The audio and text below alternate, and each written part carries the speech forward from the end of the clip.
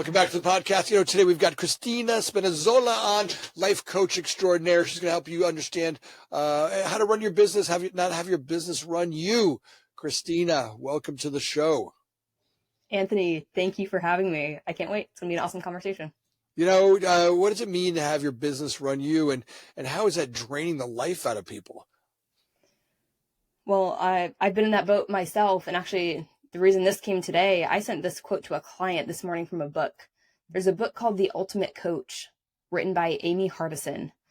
And one of the quotes, if you read this book, Anthony, about you in your life, in your business, you will see possibilities that you've never seen before. And the first time that I read this book, there's a quote here that says, make this process life-giving for you, or you might as well walk away. If this process does not give you life, it will steer your life, and nothing is worth that. It's amazing how when we make that shift, right? So you're talking about making a shift where the life you have, right? The business life that you create really creates a life for you, right? How does it become a great life by doing this? Like, who you get to become by creating this entrepreneurial experience gets to really create something that is inspiring you. Is that kind of what you're talking about? Anything that you are building in your life, it could be business, it could be relationship, it could be health. I see a lot of people get so attached to the outcome goal of it that they lose sight of making the process fun. There's a process to everything, right? You want to lose 50 pounds. It doesn't happen in a week. That takes some time. Building a life, building a business takes time, right? We can have a nuanced conversation about how much time, but to have that process give you life, because if it doesn't, if what you're working on does not bring you joy and bring you aliveness, it will slowly leak yours. And I think we've all been in the spot where you hit a spot of burnout. Like, why did I even do that? Why am I still here? Why have I built the life I've built if I have to tear it down and start over? I'd rather just get it right the first time. I find there are times when I am great at being an entrepreneur, like the excitement of it, the new person I get to be, and there's all this new possibility, and I'm living in in achievement and having fun creating. And then there are times when I get exhausted by it, right? It's usually the halt, right? That hungry, angry, lonely, tired, right? All that kind of stuff when I'm in those spaces, I got to watch out, right? It seems like I got to watch out for the Fred. I call the guy in my head, that voice, I call him Fred. And Fred's kind of a jackass, right? He shows up always when I'm in that space. And it's like Fred can take over sometimes, and it's crazy. And it was interesting, right? Like, when Fred takes over, things don't get very fun. No. There's a workshop that I run called Seriously Playful, right? Helping people to step out of, because we have this responsibility of being really serious about our lives and our businesses. And in my experience, that's been a straitjacket. It makes things really difficult. It is not very fun. Meanwhile, the more playful I am, the more creative I am, right? If I get really into even a problem or a challenge in the business, I don't come up with anything good.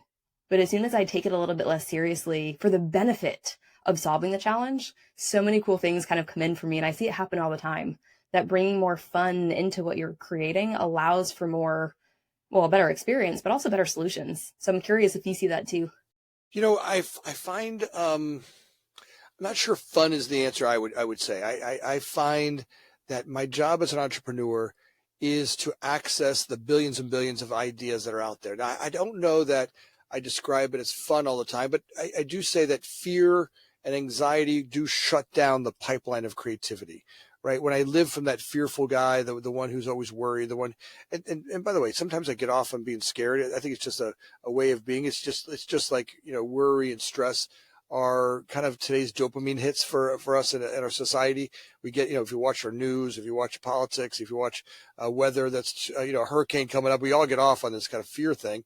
It's a little bit of a dopamine hit. So I got to watch out. So when I talk about that, I really want to watch out with, am I, as a leader, do I practice conscious behavior? Am I aware of my thoughts, actions, and behaviors? And can I stay present to the situation without being engaged in all that fear? And when I do that, I feel like I get this, look, if there's a billion ideas out there, what I'm trying to do is prevent that tunnel, which only gives me one or two ways of fixing something. There's only one or two solutions I can come up with. The truth is, there's a billion ways I can fix anything. It's just being able to access that doesn't happen. It doesn't happen in the fear that I am. And it's interesting when you say it that way, right? That fun isn't necessarily the focus. And I'm not advocating for people just to go like mess around and have fun all the time, right? Not do anything. But it's actually that being more fun, being more playful allows for more creativity for stronger business solutions. Yeah.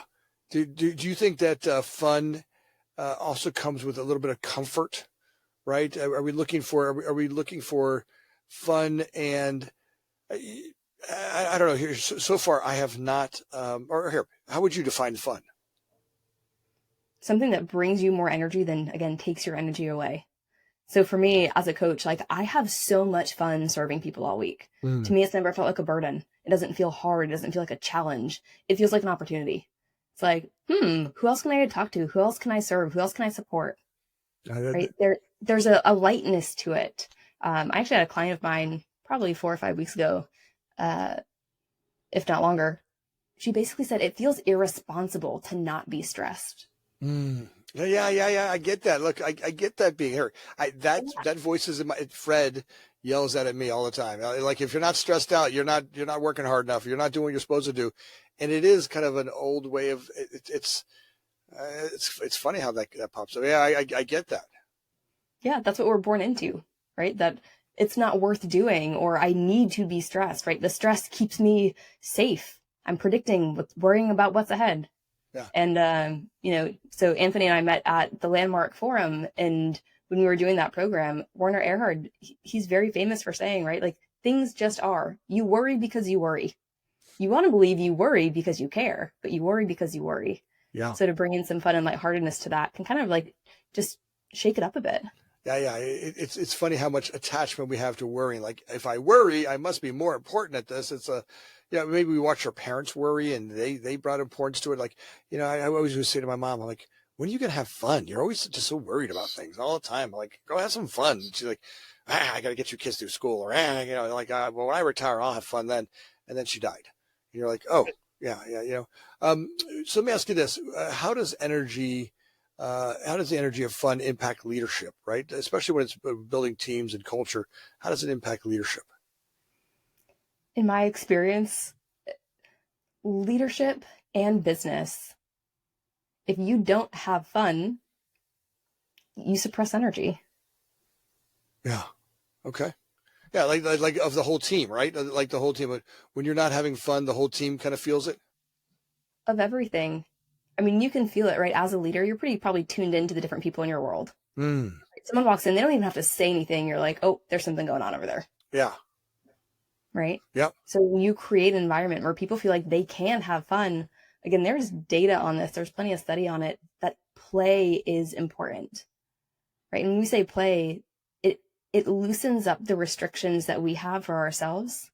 Brene Brown's actually quoted this before, right? Where people talk about, going to do their ART, and she talks about going to her JOB, right? Like we have to remove this idea of effectiveness being rigid, tense, stressful. You open up, like there's spaciousness for people to actually have ideas and to bring that forward. Right? Because there's a level of seriousness also that comes with it, that if I take my suggestions even really seriously, it means something about me if they're not taken seriously. Opposed to, what if I can toss something out and it's okay if it doesn't land? It doesn't have to be perfect. It's a brainstorming session, right? We're playing with possibilities. Yeah. And to bring fun into that, it loosens people's minds up to create different solutions. To talk more about that, like talk a little bit more about that. How does that brainstorming, that question asking, that inquiry that we talk about, how does the inquiry really create the fun and playfulness of it, rather than that you should do this or you should do that? I mean, how does that change people's engagement? Yeah, for example, I mean, if I were to give you if we were working together in a coaching container and you told me about a challenge you were experiencing, and the thing that I did is I told you, okay, I need you to go sit by yourself and really seriously focus on finding a solution for the next 2 hours. You would have some focused thinking time. Or if I put you in a room with a few other people and said, you know what, guys, there's something going on and there's no right or wrong answers. I want you to come up with the most creative solutions you can, and they don't even have to make sense. Have fun, play with it, see what shows up. Which one do you think is going to have better ideas to actually solve a solution? Interesting. Look, I think that's when it becomes an inquiry, you have engagement. I was working with a team of leaders this morning, and I said, what does the language of our company, what is the language of our company?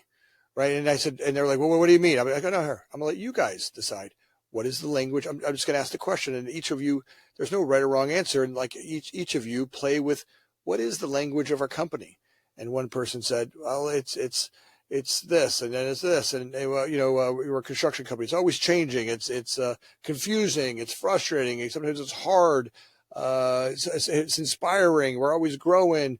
There was all kinds of different reactions to it. It was great because it started really a conversation about what is language of your company, and to see how that word just lands on everybody was kind of an interesting, playful playground for me. It wasn't me telling everybody this is going to be the language of our company. We're going to speak like this, and all of a sudden we started saying, well, hey, what's the language you have when you walk in our front door? Right, and it was kind of cool. Like, oh, when people walk in our office front door, what's the language you hear the most from? Oh, this place is cool, or hey, this place is unique, or oh my God, it's a fun place. You guys get to work here. It becomes like, and you start to look at right here. What's the language when people walk on our job sites? What's the language that they have about the people that they meet? Right, what's the language we have in between the documentation we have on a project, or how do we submit bids to clients? What's the language that's spoken? And that inquiry today really set off a group of leaders off to really start to look at, all right, what's the language that we speak? What's the language that we are as an organization? Because truth is, our organization really exists in language, right? There's no CDO. You can't open the ground somewhere and find CDO plant somewhere. There's no CDO seed. It's really a language and how we speak about the things that we do, and then the truth is, what are the things we actually be on a day-to-day basis? That's the language that people hear from us. You have cracked my favorite can. Talking about language, I could nerd out about this forever. Right? Our language is so important. It's impactful. It creates these filters for us to live into. And to your point, you can have a mission statement, and it's very different to live a mission statement. Yeah. Right. And finding kind of the words that feel great for people, it's different for everybody. But finding the right language and what follows that, right? So again, there's language around seriousness, a lot of shoulds, right? There's language around playfulness, right? There's language around creativity. One of my favorite quotes, that react and create have the same letters, but create has an extra E because it takes more energy. Yeah. No, that's funny. Yeah. Hey, can I take that? I'll take that one on. Yeah, that was also from a book I read somewhere, so it's not even mine, but feel free to take it. Well, I'm take that. So React has got, create has an extra E, and you get that, right? Because, I have been, I can definitely look at times in my life when I have been a reactive being, right? And Sure. today, you go unconscious, right? You walk around and kind of react. Someone walks in a room and just says something, boom, react. And it's not a very conscious behavior, right? It becomes, it's, I'm not gonna say it's always destructive, but it can be destructive, right? Especially when your reactions are, you're scared. I mean, I think that's the piece also with creativity. It's easy to react. Most people do it all day long. They bump from one thing to the next, just reacting. But to actually want to create something different, like that takes presence, that takes attention, that takes focus, it takes energy, right? That's where it gets fun, when you get into the world of creating instead of reacting. So how do you keep yourself conscious? Or what are the steps you teach your clients to stay conscious throughout the day, so they're not just a reaction, just a constant, stimulus reaction. How do you get that little pause in between the stimulus and then kind of a pause and then interaction? You're asking the $1,000,000 question, right? How do I become aware when I'm not aware? Yeah. The time that I need awareness most is when I don't have it. Yeah. Right. We're living in a paradox, right? Right. I mean, with that, I'll kind of ask you the question. If you wanted to get better at riding a bike, how would you get better at riding a bike? Ride bikes. Yeah. Right. Yeah. When people ask me about it, I'm like, I'm well practiced. Yeah. Every time I notice, I have to come back. It is an act of awareness. It's an act of noticing. And it's an act of practice. The more you practice, the easier it gets. But there's not a 10-step thing. Notice when you're not doing it, practice doing it. Like, it's actually really simple, and we want to make it really complex. Yeah. More of an aware, like that part you're talking about, that awareness. I think just getting to a place where I can become aware of those reactions and just go, oh, look at you. Like today, I have a real practice for looking at, oh, look at you, you went unconscious. Something happened yesterday. I was like, wow, it was stimulus and reaction. And then afterwards, I'm like, I was really bummed, right? Because part of me was like, man, I thought I've grown past that, right? I was just, somebody had said something. It was really a negative reaction I had. And I thought to myself, it was in fact even a little destructive. And I'm like, I'm hoping to, grow past that. And the truth is, there's some days when I win and some days when I don't. Like I mess things up. And I think that's okay too. What I don't want to do is be on the other side of that, where I love to be the martyr, where I beat myself up. Like, you piece of crap. I can't believe you reacted that way. And, then you want to tear, I can go that way also. I can be the one who loves to beat myself up over not doing something properly. And that becomes, the same thing. It's a reaction rather than a conscious behavior. Yeah. And I think what you're pointing to there, knowing that it happens when it happens, and it doesn't happen when it doesn't happen. Yeah. Yeah. Giving yourself the permission, right? To be like, sometimes I get it wrong. I see it as a coach. There are actually a lot of coaches that don't want to get it wrong because they have an identity around having a coach and having it all figured out. I very much get it wrong. And I share with clients, it's in my agreement with them, like, guys, I'm a human being, and that means constantly learning. And sometimes we get it wrong, and that's okay. It doesn't mean anything, right? We get to course correct. And my guess is, if I know you probably went back to whatever that was yesterday and made it right. Right? You figured out what to do. You move forward, instead of, I know people that will make one mistake. It'll hold them there for a week, if not a month. It was kind of funny how I had to go back and clean it up. Today, if I don't clean it up and I go to bed without it, and I'm dealing with going to bed or holding on to that too long, it's very acidic in my soul. And today I could really feel those, right? I really practice a conscious way of living.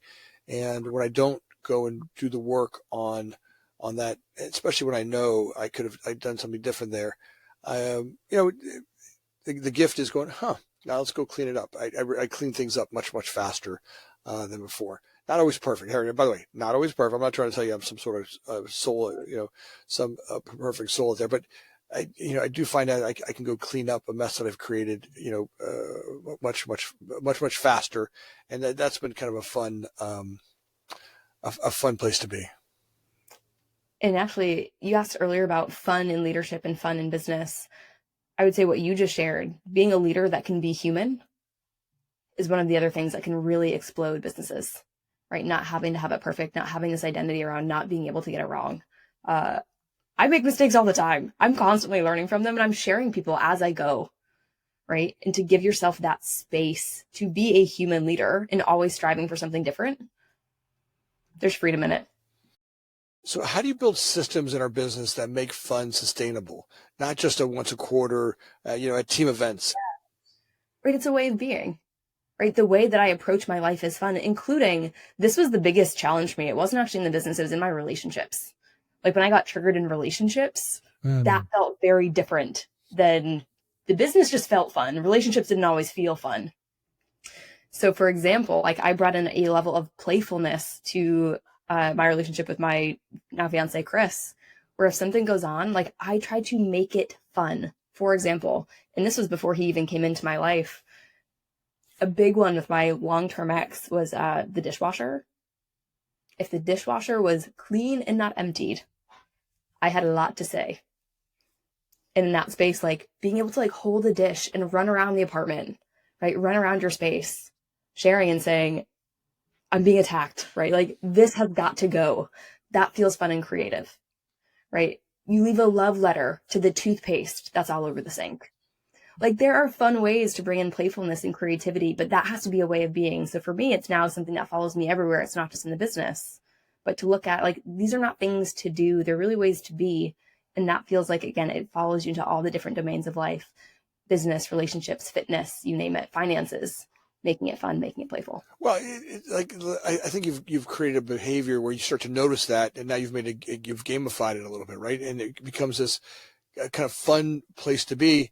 Um, you know, a lot of us are there. I always use myself, right? There's been times where I'm just so reactive that I can't see that I'm reactive, right? And that's like there's no joy there. But that's what's fun too, when you surround yourself with people like this, right? Same thing. I have a partner or a client that does something like that. I get to be the one that brings awareness to the situation, right? To go put on like my fake drill hat and like salute people before I go do things. Like, okay, you just told me what to do in a really militant way, right? It brings to their attention what's going on without making them wrong. Mm. Most people would prefer to be right. And I know that you know that, right? That's what we just... yeah, come on. About. Yeah. I mean, to be right is, I mean, we're bred on that, right? I mean, it starts from we were kids. I just want to be right. I'll give up happiness to be right most of the time.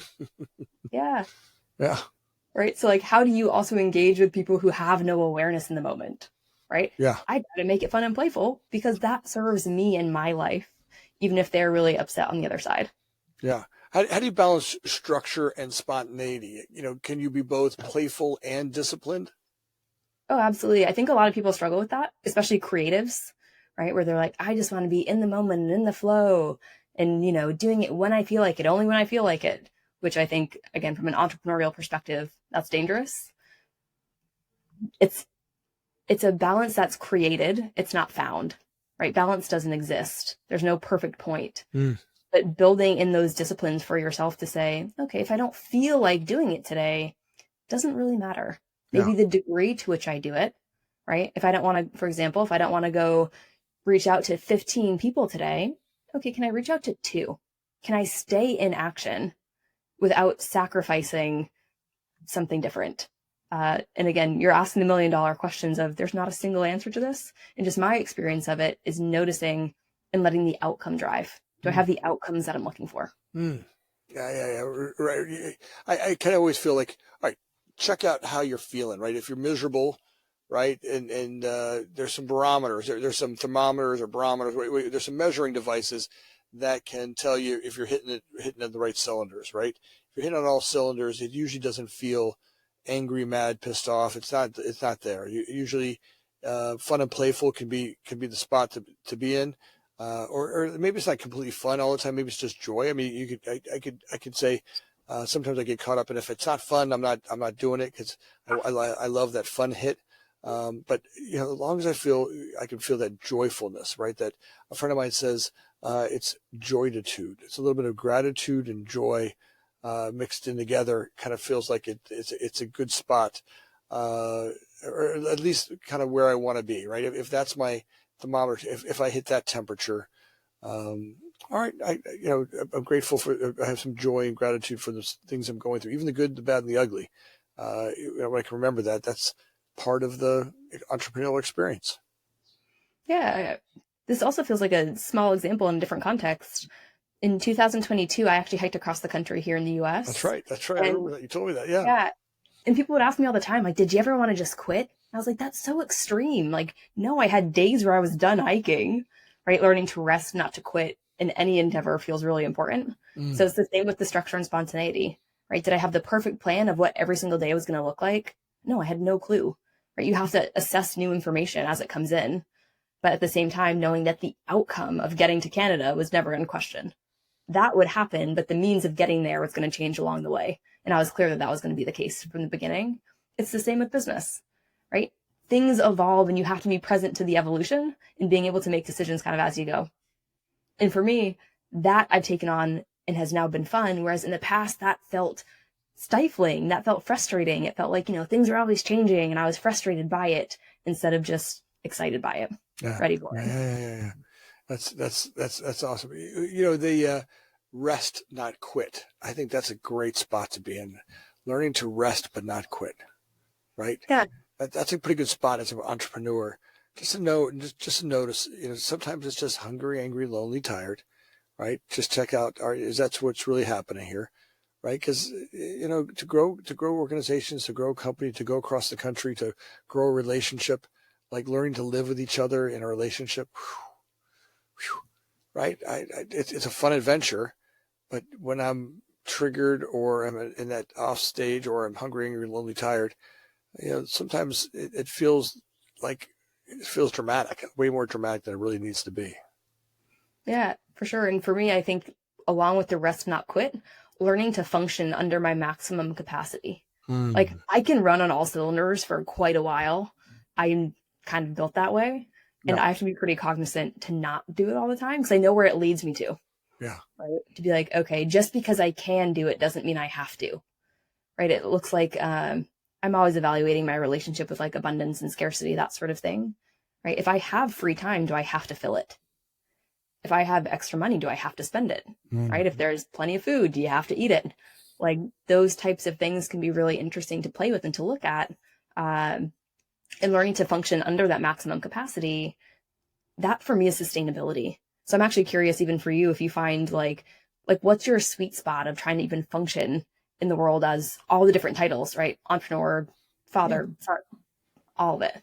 Yeah, look, when I'm flowing, right? When I'm in flow and I do the right things, and let's call this a vehicle. To drive this vehicle as fast as I drive it, I cannot feed it garbage, right? It's the way that I sleep, it's the way that I eat, it's the way that I move, it's the way that I participate in life. I cannot show up with all the stuff that comes at me every single day without having it well tuned in, right? If I don't feed it jet fuel every day, if I don't make sure the things that go in my mouth are really, really, literally everything that goes in there has got to be important, right? And then if I don't sleep properly, and like in this last 6 months, I've really worked on longevity. And like one of the number one things I'm trying to figure out is, yeah, I do need great sleep. And I've gone to bed earlier and I'm finding I'm getting more sleep, and that adds great value because, look, if I get up in the morning and I didn't sleep properly, I don't want to work out, right? If I eat junk the night before and I get up in the morning, I can feel my blood sugar's off and I don't want to work, and then if I don't work out, then Fred in my head starts and he's louder than the positive stuff, right? Fred kind of seems to get fed off of the things that I know I should do, right? The shame, all right? It kind of shame kicks in and Fred gets louder. Well, you slob, you should have gone to the gym this morning. I can't, you see that you're just going to be, and then body shame kicks in. And then, truth is I'll bring that same language in a different tone to the business world. Oh, look, you guys you're messing that up. What kind of company are you? And it starts with, like, I can go back and go, huh, what did I eat before I went to bed last night? Right? What time did I go to sleep last night? All right, this morning when I got up, what are the practices that I had? So for me, it's getting up, 3, 2, 1, legs over the bed, right? Get to my sneakers, get from the sneakers out the door, right? Get to the gym, do a great workout, have a great spiritual practice in the morning, right? Where I can center myself, and then I'm kind of suitable for human consumption, right? Because now I'm tuned in to listening and being and having access to the billions and billions of ideas. Not always perfect. Look, I'm not going to say that it holds the whole day all the time, right? But at least I'm better off there than I was when I woke up with a hangover and I was tired and I showed up, or my behavior was inappropriate, or I was, cheating or drinking or whatever those things are that cause shame in my being. Just it really does affect my ability to access the energy and the fun thing you were talking about. Yeah, for sure. I mean, it's funny. I joke with everybody that like you got a problem, I got a book. I love reading, and there's a book that just came to mind when you were sharing that. Steve Chandler book called Crazy Good, a book of choices. Mm. And he talks about these different fundamental choices that we have, and one of the choices he actually references is shame or game. Right? Very few people can shame themselves into successful life, and some people do. Right? Yeah. Some people use that as a driver. Yeah. Be like, or you can also use a game, right? Like make it fun, make it enjoyable, and see if you can actually enjoy what you're doing. Like, I want to do more of the things I enjoy and less of the things that I don't. I think most people live that way. So when you can take responsibility for creating what you're doing as a game and as enjoyable for you, right? I love meeting people. If meeting people turns into something I have to do, that's not very freeing. No. Like All right. So if people are feeling, if someone's listening today and they feel totally disconnected from their business, right? Totally disconnected from the fun and joy of running their business, what kind of steps can they take to get them back into that joy? Where do we start? I think the first part is to own that they've created that. All right. So here, give me more on that. What does it mean that I've created that disconnect? Yeah, we've all created what we have currently. Yeah. So how do you know what you are good at creating? Like, take a look around at your life. Wait, hold on. It's not my employee's fault. Wait, hold on. It's not the government. It's not that we got this new president. Wait, hold on. You mean it's not the taxes I paid? I'm sorry, but at this point in the program is where I take away your ability to blame others. If you would like to change it and make something different. But I want to blame them. I can't be responsible. Come on, Christina. I cannot be responsible for it's got to be their fault, isn't it? It can be, but that also just means that you can't do anything different. So I let you choose. There you go. That victim mentality doesn't have any agency. I love that. I love what you're talking about. That there's no access to anything else when I'm there. I thank you for that. It's the best news, right? The best news you've heard all day is that like you created the mess in your life, and I've created plenty of messes in my life. Yeah. Yeah. Right? Like, but when you can own it to be like, oh yeah, look at all the little choices I made along the way to get me here. Yeah. That means I can choose something different. Yeah. So, and honestly, I share this too.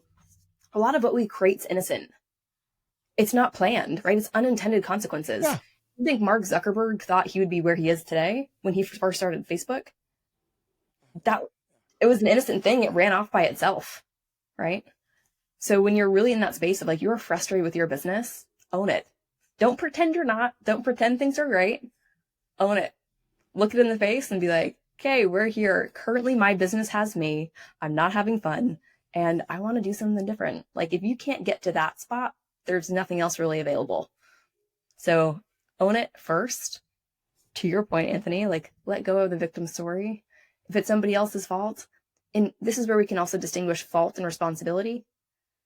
Maybe it's not your fault. Maybe something happened. Yeah. Right? Maybe there was someone else involved, and it's still your life. Right? So if it's your life, it's your responsibility. Yeah. Like how could it be? I'm 100% responsible for for what's happening, and all of a sudden you're like, oh, look at that. I take on it as agency. Now I have this opportunity to go do something different. And now there's so many, that agency is such a much better place for me to play. Not that I'm going to get it perfect. Look, I'm not saying that as soon as I figure it out that I caused the life that I'm living, everything gets perfect. But now I can start to work on the characteristics that caused it, the part that I don't like, the character defect I don't like. And by the way, this is true and sometimes I think this is the joy of having a coach like you, is that a lot of times I make up or manifest in my brain a lot of the nonsense that justifies what's happened, right? I can't see it myself. And having a coach like you that I can speak to honestly, and you can go, yeah, I think, you made all that up. You made all that, right? And having someone that can call you out on it, that you trust, right? That's a great relationship to have in your life. Yeah, and humans love solving problems, just not their own, right? So I have my Well, by the way, I'm great at taking your inventory. I can take your inventory. Oh, by the way, I can take Alyssa's inventory. I can take my wife's inventory. I've got everybody that works for me. I've done their inventory 7 times, right? Anywhere. I've taken the mailman's inventory. I've taken the government's inventory. But to look inside, no, come on. I don't want to do that. And all this stuff is learned, right? For me, most of my life has been super serious. And it was a straitjacket for me, which has been, someone invited me into like having more fun. I was like, well, actually, to be honest, at first I really judged it. I was like, no, people who are fun get nothing done. And then I realized, actually, you can have fun, get a lot done. That's really cool. Yeah. So yeah, part of it is acknowledging where you are in your own life, knowing you want something different. And I'll use an example in my life. Probably 2 years ago, I went through a period where I signed up for a ton of networking events and just kind of like overdid it and found myself frustrated by it because I'll do the things that I commit to doing. So I was like, okay, I can be frustrated by this or I can make it more fun. I met with someone probably last week who was like, oh, I met you in your M&M phase. And I was like, I forgot about that phase. Like, I made those networking events fun for me. I asked myself, with nothing changing, how do I bring more fun into this? And I got to just play with it. And actually, that is when my business exploded in a way that I couldn't have even predicted. I was having more fun. I cared less, not in the sense of, I actually don't care, but I just had fun with it. I made it fun. I made it playful. I made it work for me. And someone listening might be like, yeah, I'm not interested in fun. Cool. Maybe you're not interested in fun. There's nothing wrong with that. How's that working out for you? Keep here. Yeah, how's that working out for you? You just keep beating the crap out of your life, and how's that working out? If it's working, rock on. Like, I am such an advocate. Do not change what's working for you. But if it's not working, there's something else that is available, and that feels like the important part.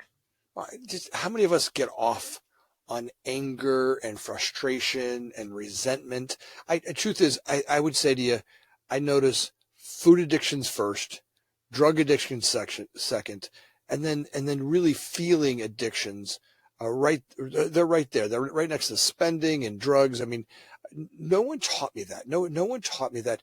Oh my God, look at that. You kind of get off on it a little bit. You're being angry or frustrated. You're controlling a situation. I didn't know that, right? It's kind of funny how as we start to work on these things, you start to go, I got off on that anger a little bit, didn't I? Oh yeah. Wow. It wouldn't be here if it wasn't serving some purpose. Yeah. People do things that make sense to them, even if they don't understand it. Yeah. So what advice would you give someone who feels stuck in the grind of their business and doesn't even remember what fun looks like anymore? Yeah, you're not stuck, you're scared. Oh, you're not stuck, you're scared. Let's go get on that some more. Yeah. In my experience, stuckness is I'm not making any new decisions. Yeah. Everything's the same. There's a reason we're not making new decisions, right? And oftentimes it feels scary if your business is running you, where you're like, this is what I've worked for, right? This is what I poured all of my energy into. I don't want this. Now I have to do something different. We're entering the world of uncertainty. I don't know what that's going to look like. Being big, bold, and badass. One thing I find out is once you step into being big, bold, and badass, it's scary for sure, but there's a level of excitement that is palpable. And truth is, the other humans around you want to be in that, right? You watch it, it's kind of fun and playful, and it takes a second to get there. But once you step in there, everybody around you is like, hell yeah, I want to do what she's doing. Yeah. And there are people in my world that I see that are wildly successful.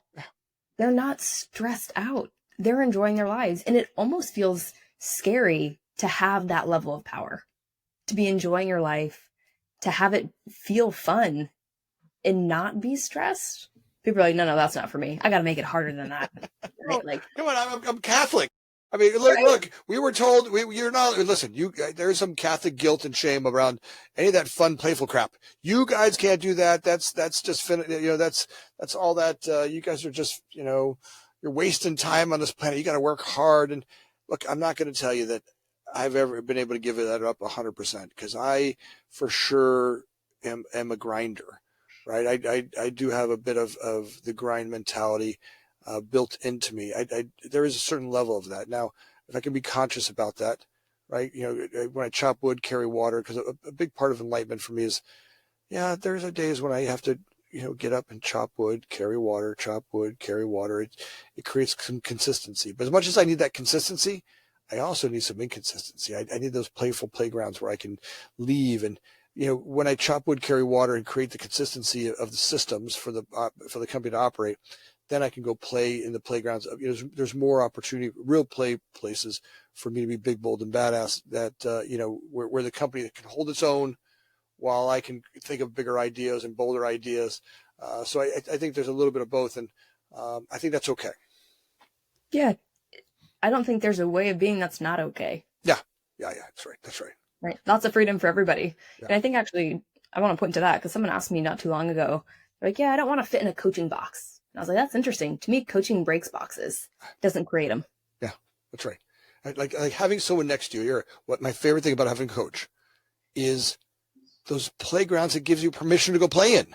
Yeah. Yeah, like hey, coach, like here, that thing, the whole thing about language that happened with a coach. I literally was on a meeting with a coach, and he started asking me some questions about what's the language, and Here's what we work on, and here's what we're going to do in your coaching. And I'm like, man, that's a freaking awesome playground to go play in. Like, I didn't even think about how do people speak about the company? How does the company speak? How does the front door speak to the people who walk in here? Right? Like all of a sudden you're like,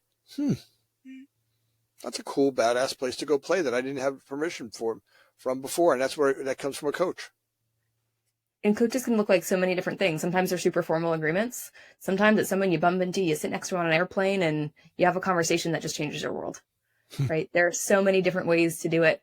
But the world gets bigger every time that happens. Well, look, my wife will tell you don't want to sit on a plane next to me if you don't want to talk, because I am talking to you. I'm the guy who, by the time we get off this plane, I know where you went to school, who your first lover was, what you're working on in your life.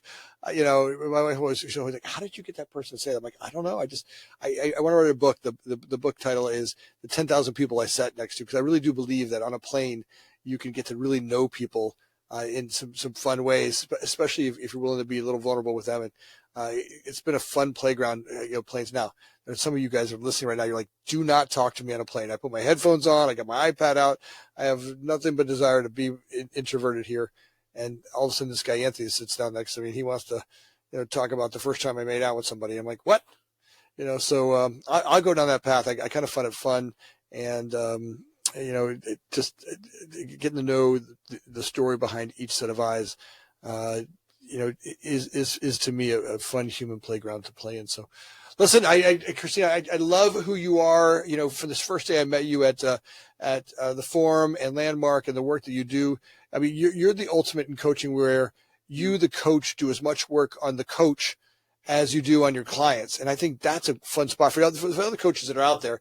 I think that's a fun spot to play in, is get that, know that, look, coaches have to do as much work as anybody.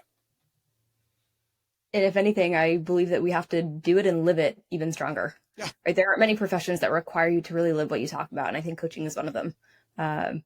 And I just enjoy it. For me, it is actually fun to see my blind spots. It's fun to see the ways that I get held back. It feels like a treasure hunt. Like, my world literally gets bigger every time that I go and do that. And same thing. It was a great connection, right? Meeting you, really brief conversation, really brief connection. And now I get to be part of the book. So thanks for having me. Thank you for having me on the podcast. It's been awesome. Awesome. Well, listen, if folks want to have you be their coach, right, they want to have you come on board, what's the best way for them to contact you? And by the way, I'll put all this down below. What's the best way for them to catch up with you? Perfect. It's funny. Most of my business is referral and invite only. So I have a website that I forget until someone reaches out to me through my website, which is ChristinaSpinazola.com, and my email, coaching@ChristinaSpinazola.com. I'll put very simple. I'll put all that down below. Audience, look, if you're looking for a great coach, and literally she's someone that's really easy to talk to. Literally, for the first time I met her, just ease of talking to. And if you want to break into coaching, I'm not sure I can do it. Or I'm like, look, this is the type of coach that you can bring on, and she will work with you. Her insights are amazing. That's why I couldn't wait to have her on the show. So Christina Spinazola, welcome, and thank you for being on the show today. Thank you. Very much appreciated, and talk to everybody soon. Hey, audience members, before you guys leave, do me a favor. Last week we had 2,500 downloads, and I was amazed we had about 60% of you that made it to the end of the podcast that were not subscribers. If you could take a minute right now and like and subscribe, it makes a world of difference to the team. I mean, Alyssa and Joe and the team in the background that put this podcast together every week to find us great guests like Christina Spinazola to come on. The numbers do make a difference, right? Having numbers for them and having an audience for them to speak to makes a difference. And if you could take a second and like and subscribe right now, I would be so grateful. We would be so grateful. So as always, thanks for listening.